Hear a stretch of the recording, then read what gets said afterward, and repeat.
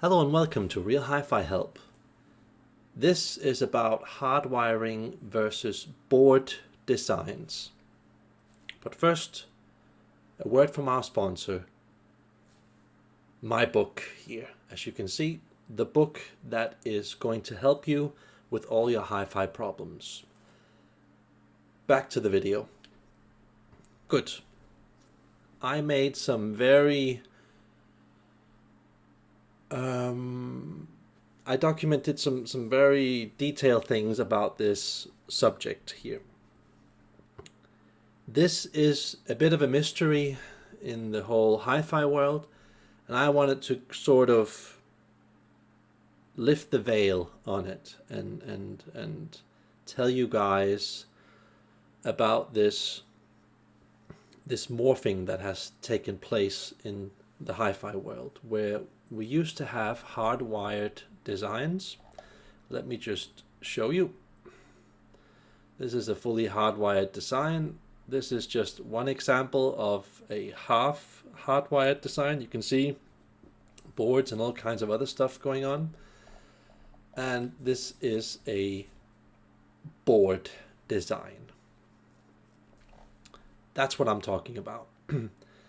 I want to explain to people what this is doing with their sound, why it is that they are hearing a sound that is very different going across these types of designs. And I want to stress the fact that I am not an engineer, okay? These are things that I have discovered by listening to thousands of pieces of gear and having heard these different things on the market. So let me get into some hard information here.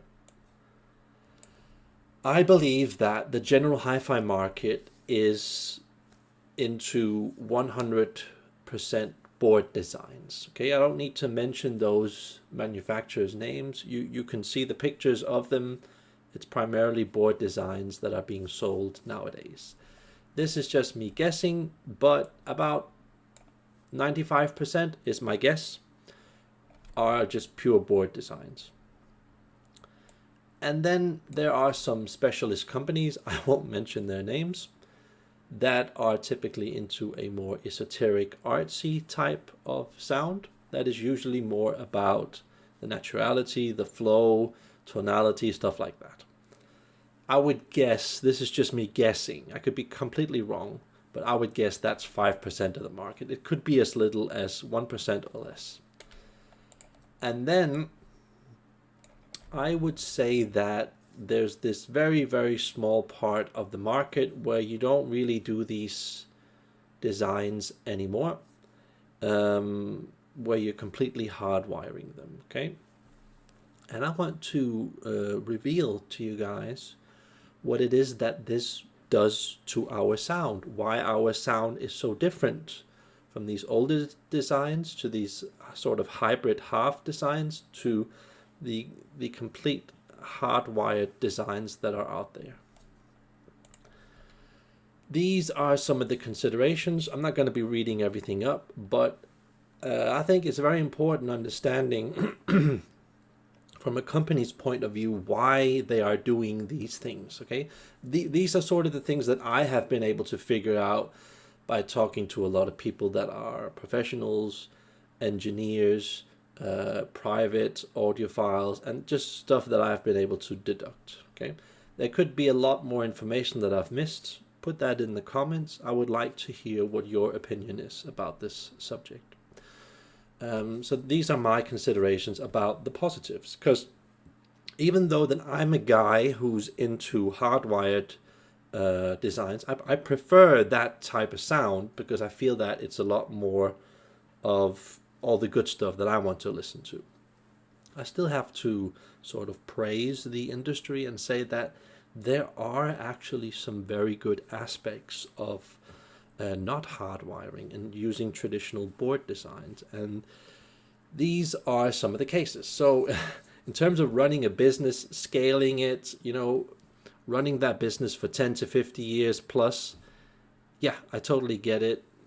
You kind of want to go into board designs so you don't go completely stuck on evolving the product. So you can have as many products for as many types of audiophiles as possible. I get it, okay? These are some of the considerations.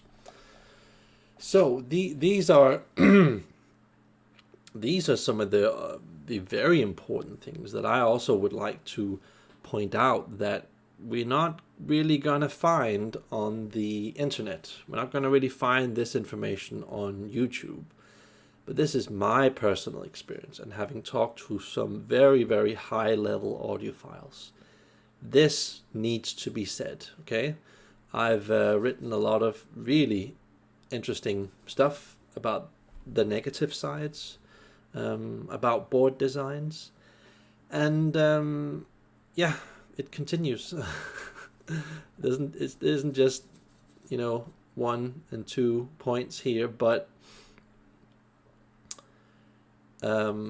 hardwiring is, let me just see.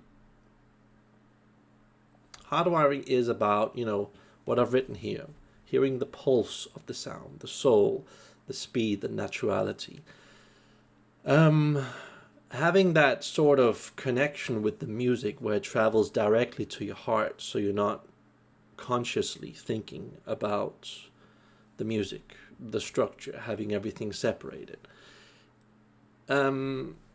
So these are my considerations here. I feel that the art of the music, the taste, the texture, and especially the emotional scale, the emotional impact of the sound is very much related to it being hardwired.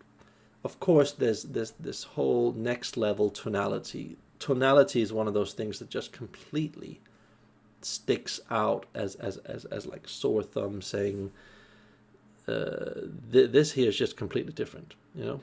It can be very thick, very fast, very lively in sound. Those are attributes of hardwiring that you usually get. So, and I also want to point out that there are some hardwiring designs that are on such a high level that you, perhaps seeing this video, are perhaps never going to experience that type of sound. I have been fortunate to listen to that type of sound, and I have to say that is basically the best sound I have heard. Yeah, I would say, but let's get a bit more real, let's look into the points here of board design, okay?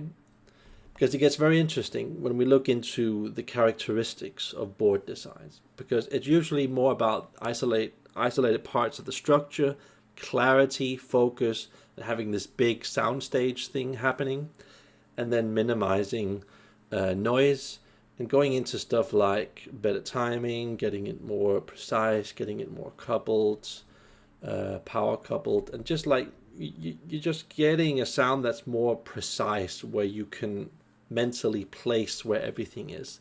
And I have to say that is perhaps like a sad consequence of hardwiring, is that it puts a huge demand on the parts, the design, the person doing the whole project. It's a very artful sound when you're hardwiring something, and it's a lot more easy to produce on a big scale and replicate the exact same product when you're using board designs. So of course,